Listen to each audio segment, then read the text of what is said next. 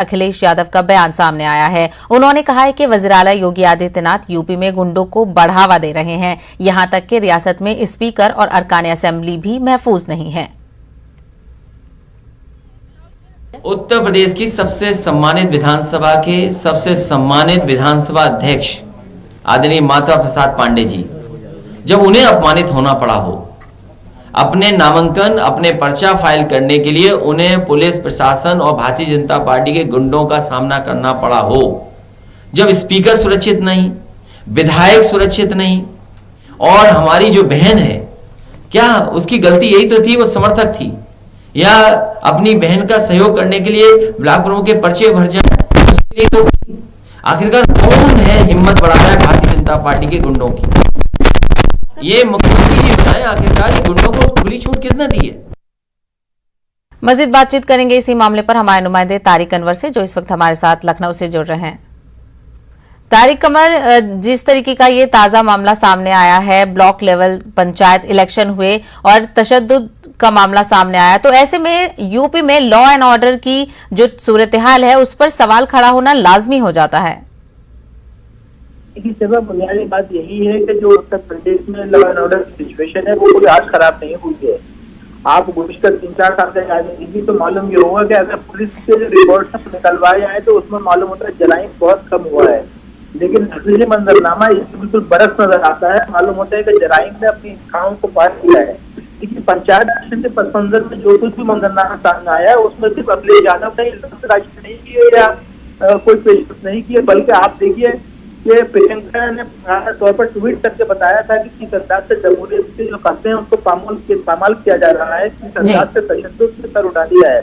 इसके अलावा मायावती ने साफ तौर पर ये कहा था क्योंकि सरकारी मशीन का इस्तेमाल हो रहा है इसलिए हम इलेक्शन में पार्टिसिपेट नहीं करेंगे। और इन तमाम अहम सियासी जमातों के साथ साथ आपने जो पेशरफ की थी वो भी बहुत अहम थी। आपने तो बाकायदा तौर पर ये मुतालबा किया था कि इन इलेक्शन को इन तमाम तर जो चीजें हैं इनको महसूस किया जाए। नॉमिनेशन से लेकर और नताइज तक का जो मंजरनामा है वो कहीं ना कहीं ये बताता है। और तारिक अमर, जिस तरीके से हम तस्वीरें देख रहे हैं, जो ये पूरा सीन दिख रहा है, पंचायत इलेक्शन हो या कोई भी इलेक्शन हो, ऐसे टाइम पे जो सेंटर्स होते हैं वहां पर पुलिस की मौजूदगी लाजमी होती है, तो तस्वीरों में हमें पुलिस की मौजूदगी भी नहीं नजर आ रही है। तो ऐसे में सिचुएशन को कंट्रोल करने के या इस तरीके की सिचुएशन के लिए किसको जिम्मेदार माना जाएगा?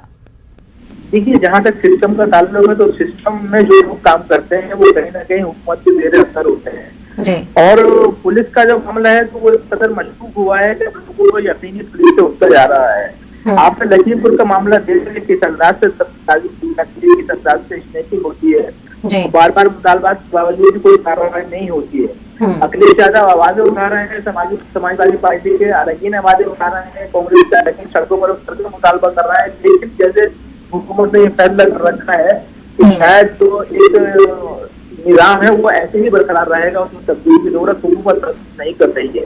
तो ये मंजरनामा अपने आप में अफसोसनाक होते हुए ये बहुत कुछ सोचने पर मजबूर कर रहा है कि आखिर अगर लोग अदम तहफ़्फ़ुज़ के एहसास में मुब्तला हो जाएंगे तो फिर कैसे लॉ एंड ऑर्डर की सिचुएशन संभलेगी, कैसे जमहूरी कदरों की बाजियाब यकीनी बनाया जाएगा, कैसे अमन पसंद शहरी सुकून से रह सकेंगे। बात यहाँ पर सियासत की नहीं है, बल्कि अहम बात उन लोगों की है जो वाकई हिंदुस्तान को एक जमहूरियत के तौर पर एक बहुत खूबसूरत मुल्क मानते हैं, जहाँ मानते हैं कि आईन और कानून की बालादस्ती है। उन लोगों से जो जहन पर सवाल उठ रहे हैं वो बहुत तशवीशनाक है। तो जरूरत की बात है कि कहीं वज़ीर-ए-आला को उनकी हुकूमत के जिम्मेदार अफसरान को सख्त इक़दाम करने होंगे, जिससे कम से कम अवामी जो यकीन है वो बहाल हो सके और जो आइंदा असेंबली इलेक्शन है वो यकीन की फज़ा में हमार हो सके।